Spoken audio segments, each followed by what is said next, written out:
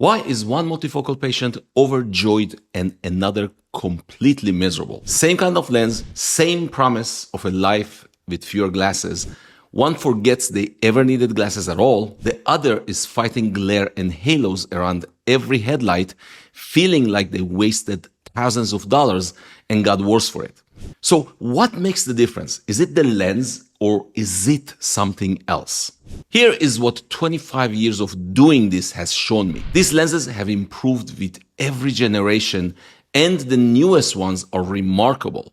And yet I have patients from the very earliest generations of multifocal lenses about 15 years ago who are still thrilled with their vision all these years later. So it's not just the lens, it is something else, something measurable and something almost no patient is ever told to look for. By the end of this video, you will know exactly what it is and how to tell before your surgery whether you are going to get it.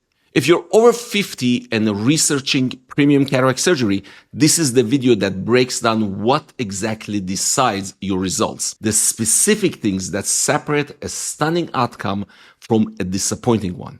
I've performed tens of thousands of these procedures and getting a premium lens right is a completely different job than standard cataract surgery. And I'll be straight with you, I do not work for any lens company, so nothing here is a pitch for a brand. It is simply what those years have taught me. And stay with me because the single step that can quietly undo a flawless surgery is the one almost no one talks about. You might be wondering, if these techniques matter so much, why doesn't every eye surgeon use them? Two reasons.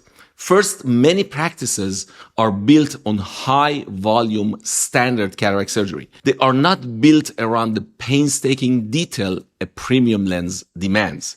Second, a lot of these principles are truly new from research published just in the last few years that has not reached every practice. Because here's the thing, a basic single focus lens is forgiving. It can sit a little off center and still give you clear distance vision. A premium lens is not forgiving. It is precise by design and precision cuts both ways. And it all starts before you ever reach the operating room with measurements. Think of a premium lens like a custom tailored suit. If a tailor's tape is off by even a fraction, the suit never hangs right, no matter how fine the fabric. So let me ask you something. When you go in for measurements, how many machines do they put your eye on? And here's the part that almost nobody knows to ask. Were they the right machines? Because there is a specific kind of measurement that actually calculates your lens. We call it biometry. It works out the exact power your lens needs to be, and it helps decide which type of lens belongs in your eye. An autorefractor, the machine that lands on your glasses prescription, does not do this.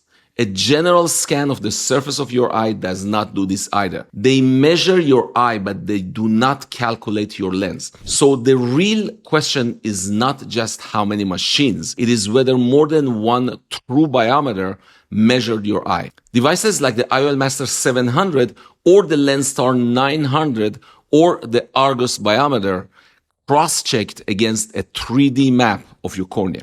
And let me tell you why I insist on more than one from my own chair.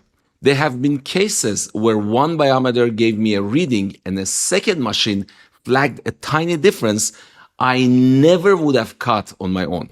A difference so small it looks like nothing, but in this surgery, a measurement off by a hair can leave your vision off by a wide margin. Catching that small error before surgery instead of discovering it afterwards has saved my patients from a result we both would have regretted.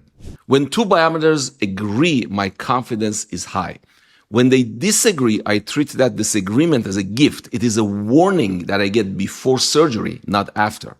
These same measurements tell us something else too, whether a premium lens is even a right call for your eyes in the first place. And there is no single test for that. It is a combination. The small gap between the center of your pupil and the spot your eye truly lines up on, which we call chord mu. a related gap we call angle alpha, the tiny imperfections built into your cornea, and several other factors. No one of these decides on its own. The research is clear that your angle alpha and your cornea's own imperfections weighed together predict who will do well far better than leaning on any single number. A surgeon who weighs the whole picture instead of one number is far more likely to put the right lens in your eyes. Now, to the surgery itself, where these principles is either get applied or get missed. The first is centration, simply where the lens sits compared to the part of your eye you actually see through. Does it really matter? More than almost anybody realizes. Picture a target with rings drawn around a bullseye. A multifocal lens uses those rings to give you distance, arm's length, and near all at once, but only if your eye looks straight through the center. Shift that even slightly, and your vision starts passing through the outer lens instead. A review of the research found the entire advantage of these advanced lenses is largely lost once the lens is off center by 0.5 millimeter, and that they are far more sensitive to that than a basic lens. 0.5 millimeter, that's thinner than the edge of a coin. That tiny shift is exactly what shows up as the glare, the starburst, and the halos people complain about. Now here where I part ways with how a lot of cataract surgery is still done. This single decision is where the best outcomes are quietly won or lost. Where do you aim the lens? At the center of the pupil or somewhere else? The pupil seems obvious, but it is a moving target. It shifts as it widens in dim light, so its center is never fixed. The better target is your visual axis, the true line your eye sees along. We find it using a specific reflection of light off the front of your eye called a Purkinje reflex. So a careful surgeon does not just drop the lens into the geometric middle. They aim it at where you truly see. That keeps your vision clean in both bright and dim light. Interestingly enough, I've had some surgeons argue that the lens can move after the surgery, perhaps with the contraction of the capsule holding the lens within the eye, and even some post-operative leakage of fluid that can shift the implant within the eye. So why even bother centering the lens?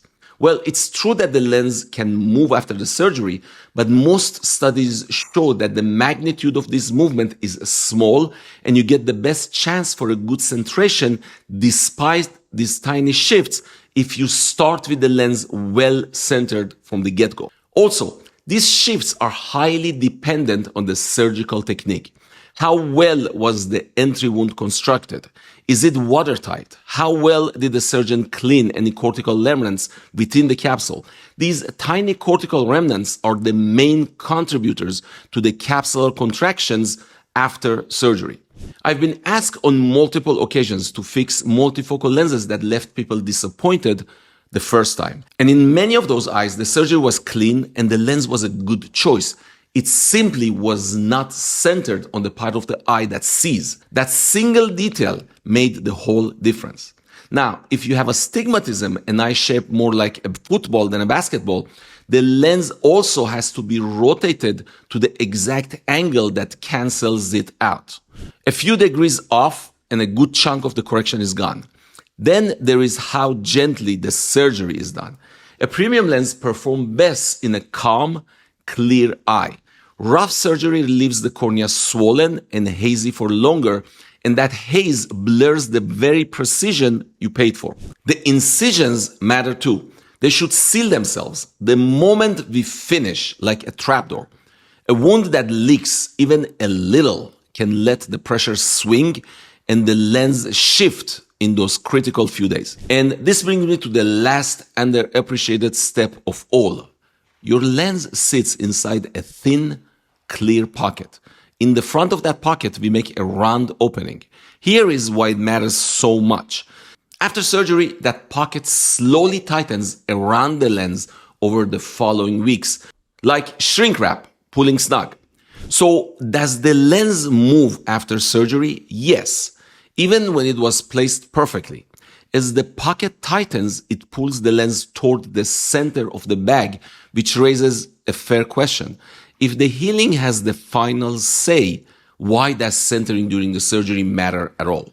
Because the surgery decides whether that tightening pulls evenly or unevenly. If that opening is well centered, the right size, and overlaps the edges of the lens all the way around, the pocket squeezes evenly and holds the lens centered.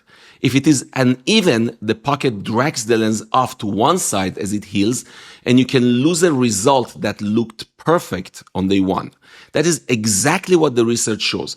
Lenses framed by a complete even opening stay better centered and more stable, and the movement is driven by the pocket tightening as it heals. So those are the methods that give a premium lens its very best chance. Careful measurements on more than one biometer, the right lens chosen for the whole picture of your eye, not a single number, centration on your visual axis, not just the pupil, a gentle surgery in a clear, quiet eye, and a perfectly shaped opening that holds the lens true as it heals. None of this is exotic. It is simply what it takes to do this well. You don't need to memorize any of it. And you certainly don't need to walk into an exam room ready to test anyone.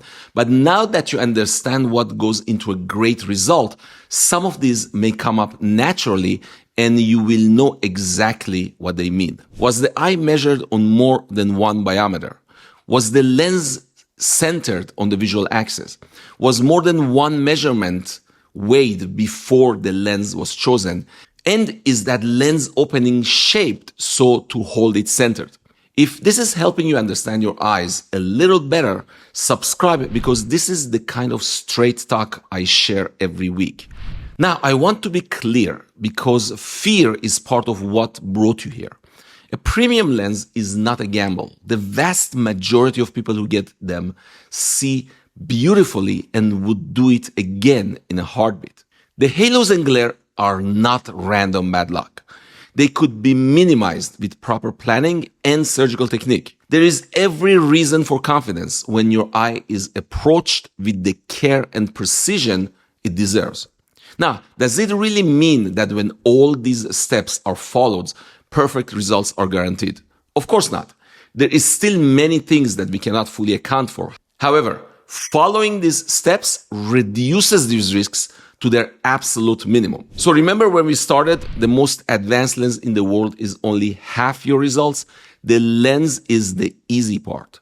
The result is built before and during the surgery. For more technically curious ones among you, and for the medical students and ophthalmology residents who follow this channel, I made a companion video that takes you right inside the operating room, where I demonstrate my exact centration, the Purkinje alignment, and my positioning techniques in real time under the microscope. You can click it right here. And if this helped you, hit like and subscribe so more patients can find it. And if you know someone weighing a premium lens, send them this before their consultation. It might be the most useful 10 minutes they spend. I will see you in the next one.